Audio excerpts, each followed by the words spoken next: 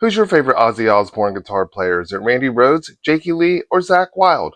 Let me know. Stay tuned for a new episode of Sound Stories with Byron Nash.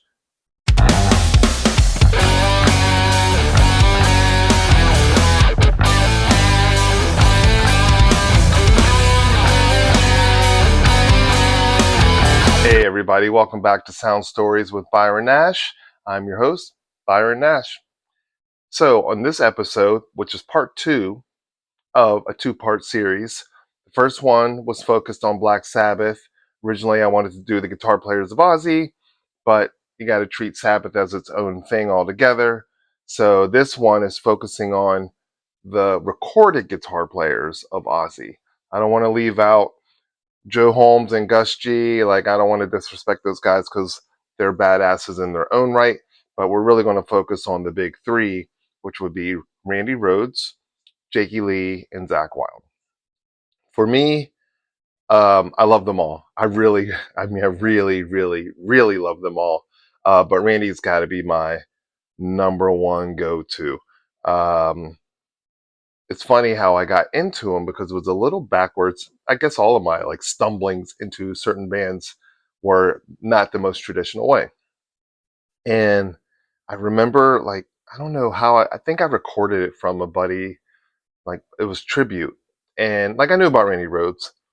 I knew Crazy Train, but I didn't know what he sounded like live. And then I heard tribute and it just kind of it blew the doors open for me. It made me hear guitar totally different. I had never heard anyone rip it up like that live. I didn't know a lot of those songs all the way, because I kind of knew post Randy music. So then I was going backwards, and then it kind of combined all of it. You got Randy stuff, Sabbath stuff, and it was just a big mix of everything. But what was cool about it was just what he was doing live and the extended guitar solo. And is that Suicide Solution? I think he does it in. I was hooked, and so he became my guy. And I was so enamored with him that he's sort of my intro to Flying V guitars, which I just absolutely love. I probably have 10 of them, um, three or four of which are Randy Rhoads models, and I'm not even a big model guy, but I freaking love Randy Rhoads. And then very close after that, so it's I got into tribute, and then I went backwards and got Blizzard of Oz, and then Diary of a Madman. Freaking Diary, I mean, that's some of the best guitar playing ever. And it's interesting how much impact he had with two records. I mean, he wasn't around that long, but you still go into a guitar center, you're going to hear Crazy Train or some type of Ozzy riff based off of Randy Rhoads. And I just think he really influenced a lot of guitar players to really go after it. And, the shredders of our generation, or all the generations to follow, owe so much to Randy Rhoads. So he would be my number one, but it's not a number one in the sense where it puts Zakk and Jake behind him or in any type of light. I consider Randy sort of like the foundation, but what really got me super duper deep on some Ozzy stuff, and it might have been the timing, the era, but the Jakey Lee work was incredible.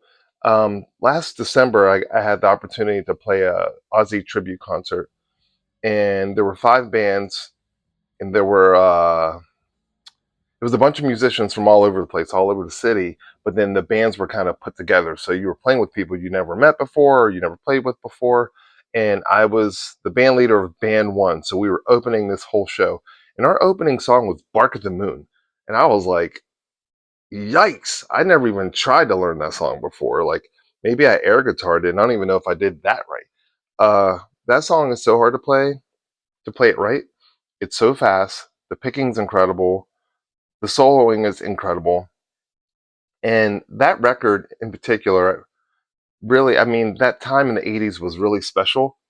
But Bark of the Moon was the guitar work on there is phenomenal. So I fell in love with Jakey Lee, hardcore, of that era. And then when he did Ultimate Sin, that I consider Ultimate Sin Ozzy's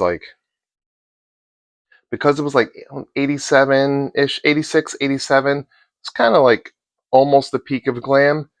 Ozzy was wearing the kind of big shiny robes, and they had the whole thing. And Jake came from Rat. He had like a Rat background and had that whole thing going on. So, but I thought he fit so perfectly for it, and I really respected his approach and his voicings in guitar. Like if you really learn how to play some Jake Lee stuff, it is not easy. So not easy that when they did Back to the Beginning, he was like, "Yo, I'm not going to play this song," and Nuno's like, "You got to play this song." That's his own stuff because I think his hands were a little wrecked and stuff, but really interesting stretches, really interesting voicings, incredible double picking. Um, but on Ultimate Sin, what I found really striking about his playing was how melodic it was and how much it lent itself to the song and the big chorus. Like I feel like that's the big sing along Ozzy record for me. Like all of them have like really good hooks, and it was just like more songy, singer songy of that era. Had kind of a gloss to it in its production that was different from the other material, and love Jakey Lee. And then the first time I got to see Ozzy was like 88 when No Rest for the Wicked came out, somewhere around there. I think it came out in 87 and then he toured. And that's the first time I got to see Zakk Wylde. And let me tell you, it kind of had this, I remember feeling like it's just kind of like a Randy vibe reincarnated because they had the bell bottoms, the blonde hair. It was just a thing, but he had his own vibe altogether. Bluesy, gritty, pinch harmonics, shred his face off.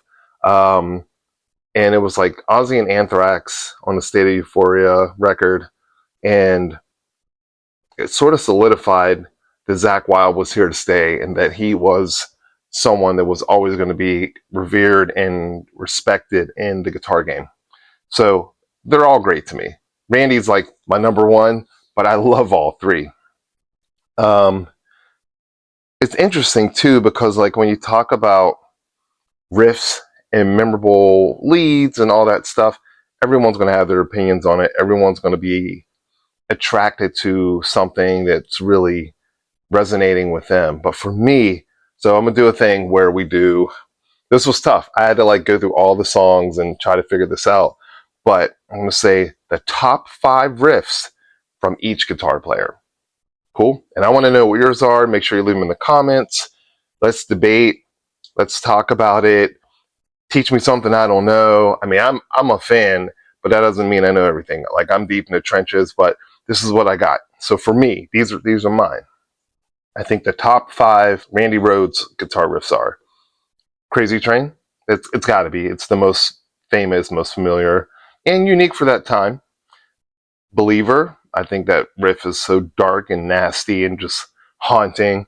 Suicide Solution, another favorite of mine. Diary of a Madman, I think is a killer riff.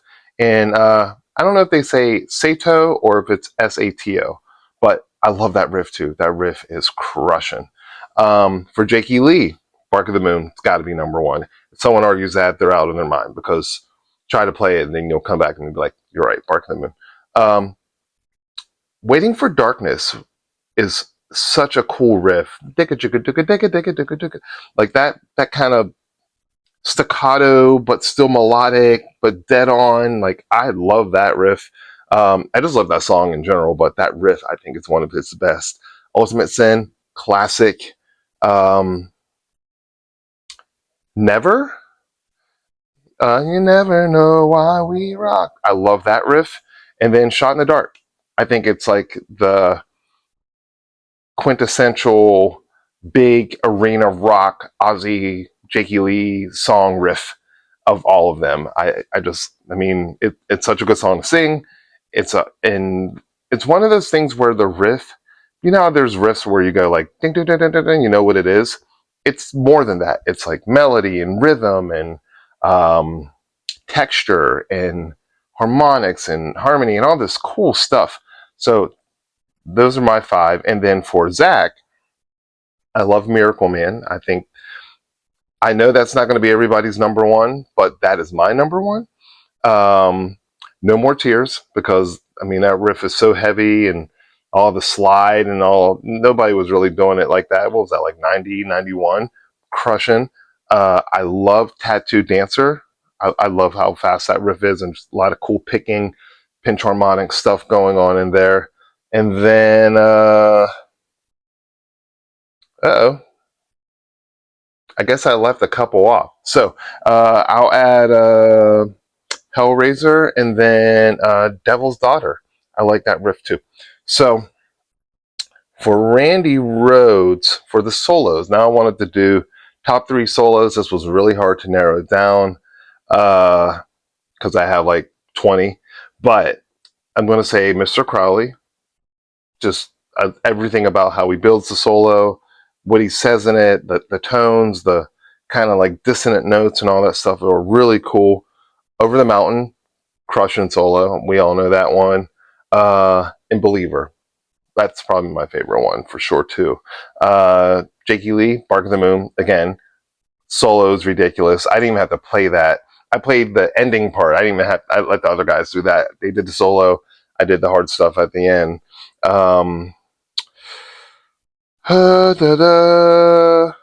Rock and Roll Rebel, really cool, and Never, Never. Killer Giants too has a really awesome solo in it. I'm a fan of that. So I think I toggle between Never and Killer of Giants. And then for Zakk, No More Tears, Mom I'm Coming Home, and then this wasn't a song that I really knew that well until we had to learn it for the event. It's called Hellraiser. Ozzy wrote with Lemmy, and something about the way that riff is, but like the way Zakk approached that solo was really cool because it wasn't just like the typical like kind of Zakk like shred runs. Kind of built it. There was like weird stuff. I played the weird part leading up to the solo, and I liked that it was a little out of character. And I liked the color and the textures of that one. So I'd say Hellraiser would be added to that list. But honestly, guys, I mean, all Ozzy solo stuff I think is really awesome, and I know that like he had other music later on, but I'm kind of going off of the classics and the things that kind of stood the test of time. And I have a bonus thing where I'm going to show you in this episode a couple of my Randy Rhoads guitars, but I have a fun story where I used to work at this rock magazine back in the day. This comes up a lot, so if this is your first time on the show, this is new for you, but other people have heard this already. But that's how I got into the music biz. And my old boss, he would take his son to shows, or we would go to shows and stuff like that. And Black Label was here, and he took his teenage son to the show because at the time there was a local guitar player who was playing in Black Label back in the day. And so he had a connection to him. Got to the show, got on tour bus, got to meet him and all this stuff. And Zakk Wylde gave my boss's son a Dean ML, like the dime bag shape, had like the whole Zakk Wylde chain, which he kept, and it had an American flag that was like screwed into the guitar. And it was just a beater that they would keep on the tour bus, keep their fingers fresh, and always have a guitar around. And he gave it to him. I didn't know this story for a long time. And then like maybe 20 years later, he reached out to me and he was like, "Hey, I have this Zakk Wylde guitar. It's a Dean ML shape, and I know you love Dimebag Darrell. Do you want to buy this guitar? I feel like you're the only person who would really respect it and take care of it and all of this stuff." So I actually have a previously owned by Zakk Wylde beater Dean ML with an American flag screwed into it. I don't have the chain. Eddie has the chain, but I don't give a shit. I'm just happy that I have the guitar. So I'm going to do a kind of an overdub clip where I just show the guitars and you'll hear me talking about them over top. But yeah, guys, I want to know, Ozzy meant so much to us all. And I want to know about your favorite guitar players of Ozzy's. I want to know about your favorite solos of Randy's and favorite riff from Zakk and favorite album from Jake. Like, I want to know from you guys. I know what mine are, but what are yours? So I'm I want to thank you guys for tuning in. My name is Byron Nash. Make sure that you share the episode and subscribe. That's a big deal. I'm still working on getting people to cross over from social media. The conversations on social have been amazing. Thank you guys for the feedback. Thank you for the connection. Thank you for the dialogue. It's building an awesome community of like just music fans. It's not. I do more than just metal and rock, but I'm excited to be able to share this conversation and just kind of nerd out with other people from all over the world and like learn things from other people. So make sure you tune in. The next episode is going to be on Seven Dust, who were just here. I got to see them, but I wanted to get this Aussie guitar player video out so I can keep them kind of together and not have too many weeks in between. So thank you very much, everybody, for tuning in. Subscribe. See you on the next episode. Peace.